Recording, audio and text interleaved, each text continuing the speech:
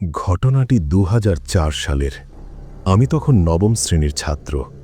আমরা থাকতাম মিরপুর বাংলা কলেজের পাশের একটি এলাকায়, একটি নিরিবিলি ৩ তলা বাসায়। বাসাটি ছিল অত্যন্ত সুন্দর আর সুপরিকল্পিত। বাড়িওয়ালার সপরিবারে আমেরিকা প্রবাসী হওয়ায় আমরা নিচতলা ভাড়া নিই। প্রথম ২ বছর সব ঠিকঠাক থাকলেও তৃতীয় বছর থেকে শুরু হয় আমাদের জীবনের বিভীষিকা। বাসার পশ্চিম পাশেই ছিল একটি অগভীর জলাশয়। দিনের বেলাতেও সেই জায়গাটি কেমন যেন ছমছমে থাকত। একদিন গভীর রাতে হঠাৎ আমার ঘুম ভেঙে যায়। কানে আসে এক অদ্ভুত শব্দ, ঠিক যেন একটা ছোট বাচ্চা ডুকরে কাঁদছে। শব্দটা আসছিল সেই জলাশয়ের দিক থেকে।